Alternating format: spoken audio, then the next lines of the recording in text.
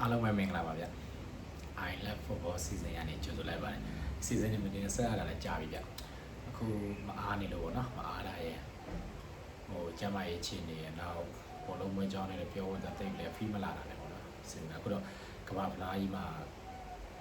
ကိုကြိုက်တဲ့လီယိုနယ်မက်ဆီကစားရတာကိုအေးစစ်စစ်လေးကြည့်ပြီးဒီဇိုင်းသိန်းကြည့်ပြီးတွေပါပဲပြောဘာမှမတုံ့ပြန်မနဲ့အေးစစ်လေးဒီဇိုင်းသိန်းကြည့်ရတာခံတာပေါ့နော်ဟိုလီယိုရဲ့နောက်ဆုံးကမ္ဘာဖလားဖြစ်ဖို့အတွက်ရနှောင်းများတယ်ပေါ့နော်အဲဒါကြောင့်ဒီဇိုင်းသိန်းလေးကြည့်ပြီးကိုအတွေးနဲ့ကိုဆိုတော့ဘာမှလည်းမပြောပြတာလည်းတော့ကြာပြီဗျမစုံကြတာလည်းတော့ကြာပြီပေါ့ကဲအခုတော့ semi final ကိုလည်းရောက်လာပြီပေါ့ရောက်လာပြီဆိုတော့လီယိုကြောင်းလေးနည်းနည်းလောက်ပြောခြင်းလို့ကဲစလိုက်ကြအောင်ဗျအခုဆိုရင်ဟိုကမ္ဘာဖလား semi final ကိုအသင်းလေးသင်းရောက်လာတာအဲ့မှာကျွန်တော်ပြောအောင်ဗျကျွန်တော်ကကမ္ဘာဖလားဆိုရင်ပေါ့နော်အာဂျင်တီနာဆိုတာတဲ့လီယိုမက်ဆီရှိတဲ့အသင်းကိုအားပေးတာပေါ့နော်လီယိုမက်ဆီကကျွန်တော်ရဲ့အကြိုက်ဆုံးပေါ့နော်အကြိုက်ဆုံးဖြစ်တဲ့အတွက်လီယိုမက်ဆီဖြစ်တဲ့အာဂျင်တီနာအားပေးတယ်ဒါပေမဲ့ကမ္ဘာဖလားဆိုတာမတော်တဆနဲ့အာဂျင်တီနာထွက်သွားပါပေါ့နော်ကမ္ဘာဖလားကြည့်ရင်ဘယ်အသင်းတွေထပ်ပြီးအားပေးနိုင်လဲဆိုကျွန်တော်ဘလုံးပွဲမဆိုင်ခင်ကဂျာစီလေးပေါ့နော်၄စုံပဲတာပေါ့လီယိုဂျာစီတွေကတော့အများကြီးရှိပါလေဘရာဇီးရဲ့အင်္ဂလန်ရဲ့စပိန်ရဲ့ပေါ့နော်ကိုယ့်ရဲ့အကြိုက်ဆုံးကတော့အာဂျင်တီနာရစီတကယ်လို့အာဂျင်တီနာမှမရရင်လည်းနေမာကိုရစေချင်တယ်ပေါ့နော်နေမာပြီးဟယ်ရီကိန်းပြီးတော့ဟိုဘာစီလိုနာကိုအားပေးခဲ့တော့အရင်တော့လီယိုကစားခဲ့တဲ့ဘာစီလိုနာကိုလည်းကိုယ်ကြိုက်ခဲ့တယ်ဆိုတော့စပိန်ပေါ့လက်ရှိဂျမဲတို့အဖွဲ့ပေါ့နော်ပြီးတော့ကိုယ်ရဲ့အာဆင်နယ်ကမယ်ရီနိုတို့ဇူမီမန်နီတို့ရာယာတို့ပါတယ်စပိန်ပေါ့နော်အဲ့ဒီ၄သင်းပါပဲအခုဆိုတော့ကန်ကောင်ထောက်မှသာလည်းကိုကြိုက်တဲ့၄သင်းနဲ့၃သင်းတော့ semi final တက်တယ်ဆိုရင်တော့ဆိုတော့အားပေးရချင်လက်တယ်ပဲဖြစ်ရမှာပေါ့နော်ဒါပေမဲ့ကိုပြင်သစ်လည်းကြိုက်ပါတယ်နော်ကြိုက်တယ်ဆိုပေမဲ့ဒီသင်း၄သင်းရဲ့နောက်မှာပဲပြင်သစ်ကိုထားတယ်ပေါ့ပြင်သစ်တဲ့သင်းကိုပဲသူတို့ရှင်းရမှာပေါ့နော်ကိုသင်းကောင်းလေးဘရာဇီးကတော့ကံမကောင်းစွာနဲ့ပဲဟို16သင်းဆင်းမှာပဲပြုတ်သွားတယ်ပေါ့နော်အဲ့တော့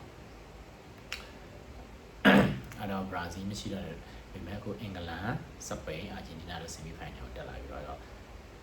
ဒီသင်းတို့ဆက်လက်အားပေးပြီးတော့ဟိုဘာယူဘူးပိုဆွဲမလို့ရင်ကုန်စစ်လို့ရှာသွားတယ်ဆက်လက်ကြည့်တော့အောင်ပေါ့နော်ကဲအဲ့တော့လီယိုကြောင့်ပြောတော့ကျွန်တော်တို့ကလီယိုမက်ဆီနဲ့ပတ်သက်လာရင်ဟိုဘာစီလိုနာမှာပေါ့နော်ဂျာစီနံပါတ်30လို့19လို့အဲ့လိုဂျာစီလေးနဲ့ဟိုပူလုံးလုံးလေးစပင်းချီချီလေးနဲ့ရွယ်လေးတွေကစတင်ပြီးအားပေးခဲ့ရပါတော့2000 2009ပေါ့နော်အဲ့ဒီကနေစပြီးကြိုက်ခဲ့ရတာပေါ့နော်သူကဘာစီလိုနာမှာဟိုစူပလာပေါင်းများစွာခြေစွမ်းပြသပြီးတော့ရယူခဲ့တယ်ပေါ့နော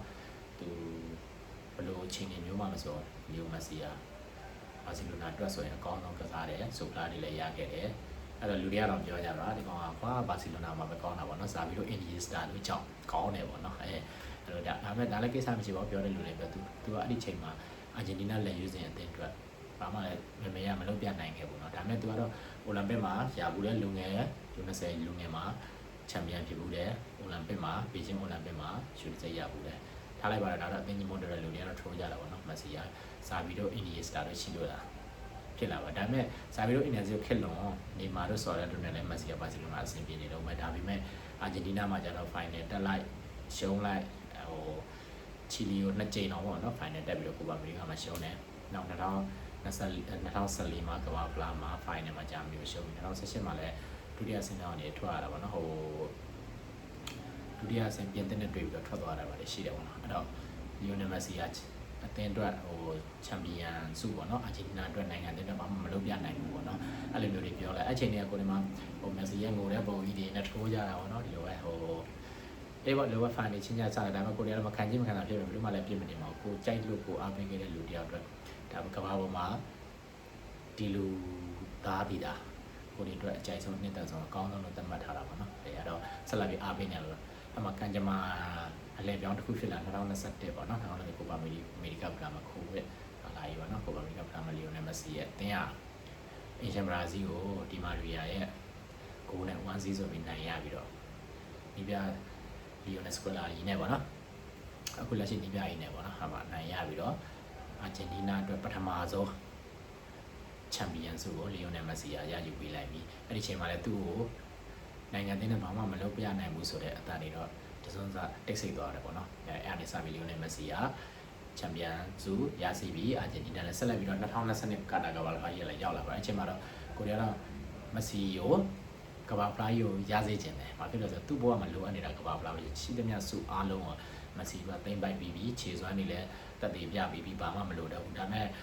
အချင်းကြီးကိုကြည့်မှဆိုတော့အဲ့ဒီချိန်မှာမက်ဆီပါဝင်တဲ့အာဂျင်တီးနားဒီလောက်ထိတော့အင်အားမတောင့်သေးဘူးပြောကိုပါအမေရိကချန်ပီယံဖြစ်ခဲ့တာမှန်ပေမဲ့ဒီဘက်ကမ္ဘာဖလားဆိုတာကအများကြီးစိတ်မြင့်နေဗျာတစ်ကမ္ဘာလုံးဆိုတော့တိတ်မယုံရဲဘူးပေါ့နော်ဒါပေမဲ့လည်းမယုံရဲပေမဲ့လည်းတိတ်စိတ်နဲ့ပဲချန်ပီယံဖြစ်နိုင်ပါတယ်ဆိုတော့အခြေအနေလေးနဲ့အားပေးကြတော့တမပဲမပြောလိမ့်မယ်နဲ့ပွဲဥတော်မှာအာရှအင်အားငယ်တဲ့ဆော်ဒီအာရေးဗျတင်နှစ်တင်းနဲ့ရှောင်းတော့တစ်ကမ္ဘာလုံးကအားသိနေပြင်မက်ဆီကိုထိုးလိုက်ကြတော့ပွဲမက်ဆီနဲ့ပဲဟုတ်လားအဲ့ဒီစကားအဲ့ဒီတော့အားတွေကလည်းအဲ့ဒီစကားတွေကလည်းတကယ်နာမည်ကြီးဒါပေမဲ့မက်ဆီဆိုတဲ့အတိုင်းပဲအာဂျင်တီးနားကိုကျန်တဲ့မက်ဆီကိုနဲ့ပွဲပါပေါ့ပိုလန်နဲ့ပွဲတွေမှာဆက်လက်နိုင်ရရှိပြီးတော့အုပ်စုပထမနဲ့တက်တယ်ဒုတိယဆင့်မှာဆက်လက်နိုင်တယ်ဩစတြေးလျကိုနိုင်တယ်ကွာတာမှာ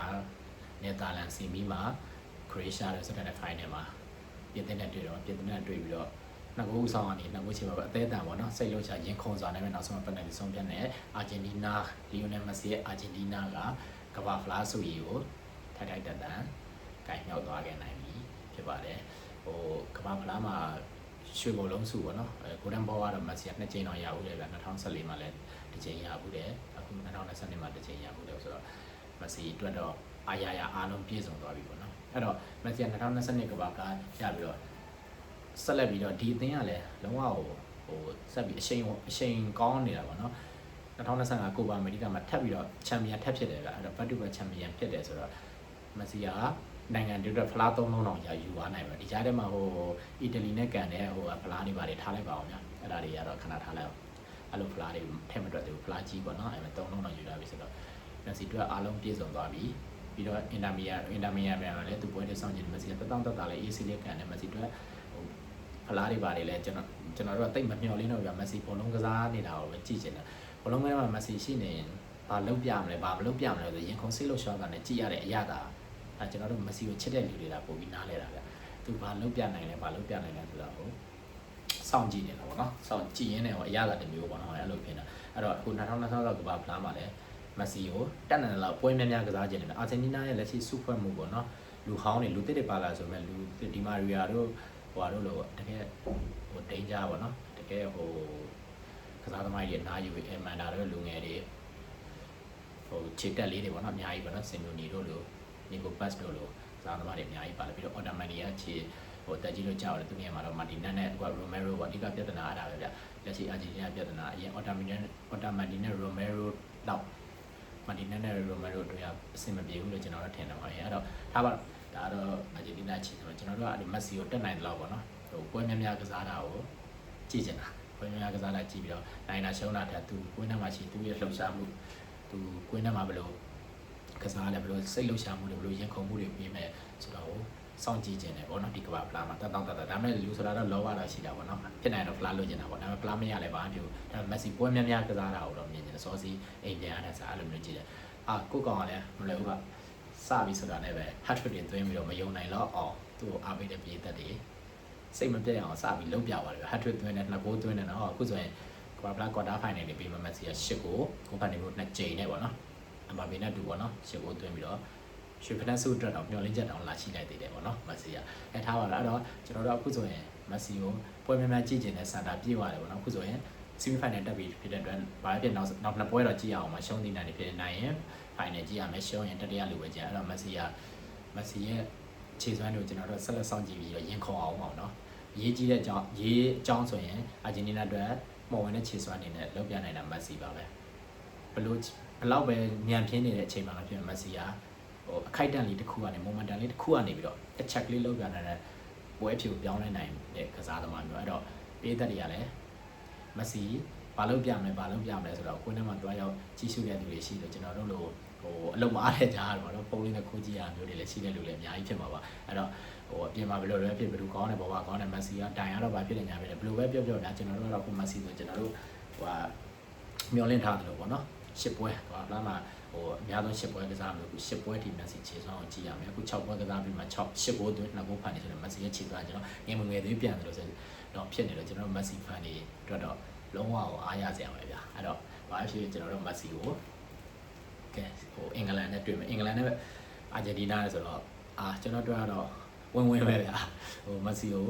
နိုင်စေခြင်းတယ်ဖလားထပ်ယူစေဆိုပေမဲ့အင်္ဂလန်မှာလည်းကိုအာဆင်နယ်ကကစားသမားတွေအများကြီးပြီးတော့ဟယ်ရီကိန်းကိုလည်း